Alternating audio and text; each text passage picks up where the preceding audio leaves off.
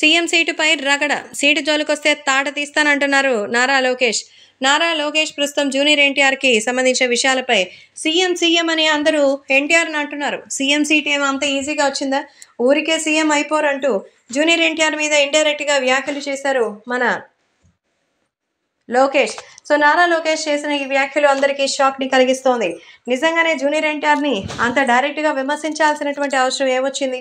ప్రస్తుతం సోషల్ మీడియాలో సైతం ఈ విషయాలు ఎంతో వైరల్ అవుతోంది. జూనియర్ ఎన్టీఆర్ని నారా లోకేష్ ఈ విధంగా సీఎం సీట్కి సంబంధించిన విషయంలో ఇద్దరి మధ్య గొడవ వస్తోంది. అసలు జూనియర్ ఎన్టీఆర్ వాళ్ళు సీఎం అంటే ఆయనకి ఎంత చిరాకు వస్తుందో తెలిసిందే. అక్కడ ఈయనకి చిరాకు రావడంలో పెద్ద వింతేమీ లేదు. స్వయంగా జూనియర్ ఎన్టీఆర్ సైతం పిలిచి సీఎం కుర్చీ ఇచ్చిన నాకు అవసరం లేదని వదిలి వెళ్ళిపోయే పరిస్థితుల్లో ఆయన ఉన్నారు. అలాంటిది మరొకరు వార్నింగ్ ఇస్తే తీసుకునేటువంటి స్థితిలో అయితే లేరు. కాబట్టి ఇప్పుడు కాస్త జాగ్రత్తగా ఉండాలని చెప్తున్నారు. కాబట్టి సోషల్ మీడియాలో సైతం ఈ విషయం సెన్సేషన్గా మారుతోంది.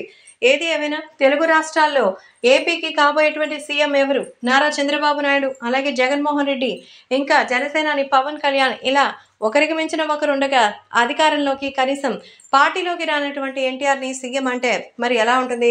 కాబట్టి అనవసరంగా దీని గురించిన ఆలోచనలు ఎందుకు అంటూ అందరూ అయితే షాక్ ఇచ్చినట్టుగా చెప్తున్నారు. కాబట్టి సోషల్ మీడియాలో సైతం ఈ విషయాలు ఎంతో వైరల్ అవుతోంది.